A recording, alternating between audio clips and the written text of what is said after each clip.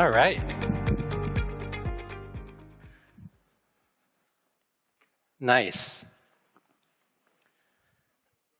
So I'm going to talk about something hopefully very relevant for this particular moment, because I think at this particular moment in history, we've lost our way a little bit, right? We are happening to live in a time that is particularly chaotic and dumb. And I think a lot of people that are not dumb need to kind of pretend to be dumb for a little bit in order to not get your heads chopped off. So I can see why that would be a thing that, that creates some tension, chaos. Your favorite climate fund is now a critical national infrastructure fund or an energy resilience fund or a dual use, maybe we'll dronify warfare fund. And that's crazy as hell. It's crazy as hell because there's still a pretty long journey for us to go to be able to decarbonize the economy, build a civilization that can be compatible with the biosphere. There's a long way to go. And there's so much territory ahead of us. And right now we feel adrift, partially because it seems like we've lost the compass, right? How do we make sense of this moment? How do we move forward? And this talk is basically, hopefully give you some thoughts and ideas and frameworks to help reestablish a compass and be able to navigate out of even some of the most challenging times. So let me introduce, a couple concepts to you. One of the most important ones is this idea of build integrity. And build integrity is the care that folks that build things bring to the things that they build to ensure that the things that they build actually work, actually solve a problem, actually help people. We're at a weird moment relative to that too, right? We have 2 AI companies that are about to claim trillion-dollar valuations where they're not totally sure they're gonna help people. They're like, we might destroy civilization too, but if you just value us at $1 trillion, if we can get rich enough, then that'll take care of me. And I think we can all see through that, right? It's obvious, right? They can't confidently say that they're actually improving anything in the world. And in fact, they throw in a little smidge of maybe we destroy everything. And this kind of points out that we're at this really tough moment where we don't have enough build integrity going around. Now, when build integrity is actually there, you find that you can count on people and you can count on the things that they make, right? This bridge is 100 years old. And when people build a bridge, and if you built a bridge, if you were a civil engineer, mechanical engineer, you built a bridge and it fell down in a year, you're not gonna be a civil engineer for very long, right? Most people that don't have build integrity that actually need to make things don't stay in the business very long, which means everybody that actually stays in the business for a long time, and does build integrity is the sort of person that is creating this kind of stable edge to things that we can start to use as a scaffold of the future that we're gonna need to build. Now, let me give you another concept, and this one you're probably very familiar with, but this is the compass that has been overriding everything right now, which is the attention economy. And the attention economy doesn't have any build integrity. There's people that will adamantly say something, big pundits that might get $200 million for their podcast, nobody in particular, will say something very adamantly, and then 4 months later completely contradict themselves, and nobody calls them on anything. They don't need integrity. They're working off of a different compass. They're working off of maximizing views at all cost. Doesn't matter if you're accountable, doesn't matter if it's true, doesn't matter if the information that you share is useful. You just need to be catchy or enraging, and if it hits one of those things, then life goes on. And if anything, I'm telling you things that are obvious, but I think it's clear, it's much clearer if you can just see how distinctly different these compasses and value systems are, why one would steer you into infinite chaos. The other thing about the attention economy is it's never over, right? When you finish building the bridge, you're done building the bridge. People can drive over it. People can walk over it. It's fine. If you get attention this month, you need more attention next month. Hopefully even more attention the month after that. It's a never-ending thing. My mom's a Buddhist, if you guys are familiar with the idea of a hungry ghost. Hungry ghost is an idea from Buddhism where there are people that are in a process where no amount that they eat will actually satiate them. They just gobble, gobble, gobble. And we have a bunch of hungry ghosts out there gobbling up view counts.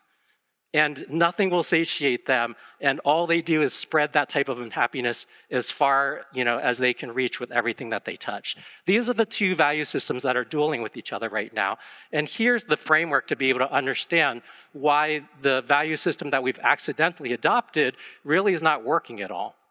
Because, we're at this moment where some people call it a post-truth world, or some people are kind of talking about like, yeah, there's so much different, disinformation and deep fakes are getting so good, like you can't really tell anything that's true anymore. And that's a little bit of an interesting dialogue, but I think the more interesting dialogue is to talk about truth in a bigger way, right? There's actually three major types of truth. There's scientific truth, there's social truth, and there's personal truth. Now, scientific truths are truths that are true even if humans don't exist. Right? The Earth went around the sun before humans existed. The laws of gravity work whether there's a single human existing or not. These are just things that work the way that they work. Photosynthesis in a plant works the way that photosynthesis works, whether humans are on this planet or not.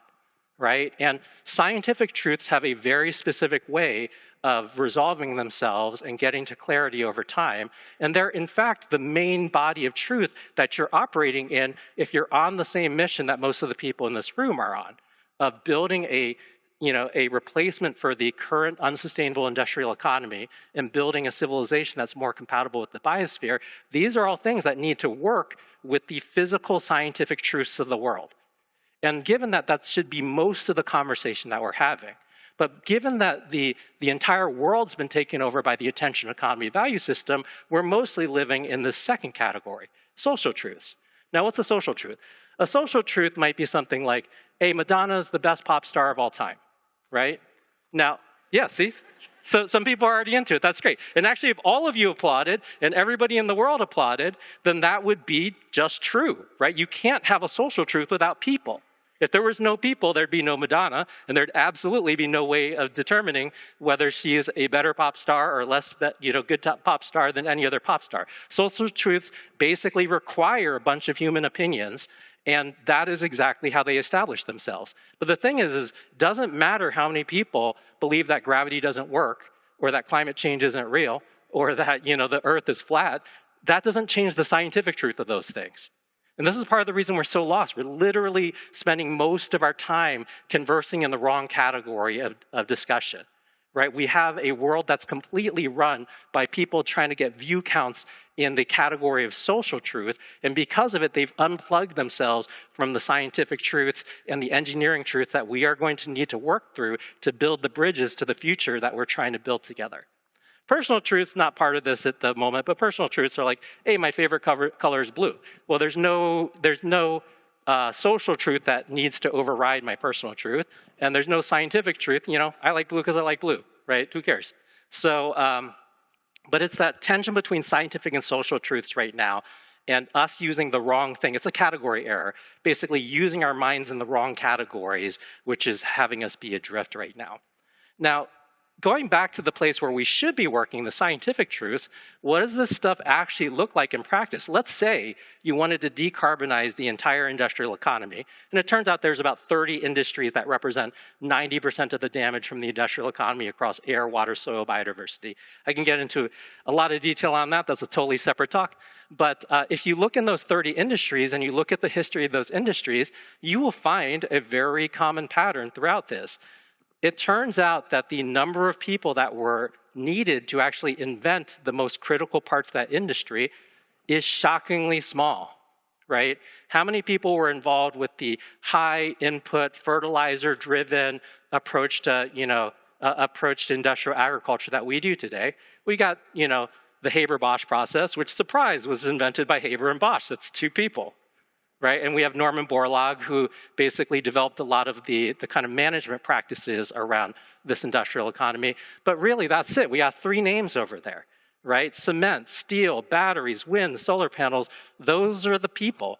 And you'll notice that these are not huge groups of people. You don't necessarily need to convince 10 million people, 100 million people to go do something the way that you're hoping to do it. It's oftentimes groups of 2, 3, 4, 5 that are actually inventing the thing that will become the new industrial economy. And all this stuff fits in those scientific and engineering truths. They absolutely, either physically work or they don't. They drive better unit economics or they don't. They're scalable and reliable or they're not. And these things are all accessible scientifically. They're all accessible with the engineering lens. Doesn't matter what the chatter on social media is. Doesn't matter what this hottest meme is. None of the things that we are absorbing a lot of our minds into have any bearing on these things. But if you can lock out all those things that don't have bearing and really stick into the scientific and engineering truth and work with these groups of 2, 3, 4, 5 that are on the cusp of doing that next big step to decarbonize or make more sustainable or make actively regenerative their industry, that's exactly where you got to play. And this was the image, in the intro. I didn't say that much about it, but when you really do focus in on the scientific and engineering truths and you build them with build integrity, then not only do you actually get to the conclusion, you finish building the bridge and you can move on to the next task, unlike social media, social truths, you just keep arguing them forever. You get them done and they last a long ass time. Probably some of you guys recognize this from the cover image of this talk, but this is some hydrological engineering that was done in Tamil Nadu in India almost 2,000 years ago. It's like about 1,950 years ago. And it's still standing, still working. And this hydrological engineering basically doubled the amount of arable land inside of the scope of that river. An enormous change in terms of how much productivity they were able to get out of that landscape, and something that when you actually get things right with build integrity, 2,000 years later, they're still running fine. So with that, at the end of the talk, I wrote this book. Trellis bought a bunch of them, so you guys can get them for free. You just grab them on the way out.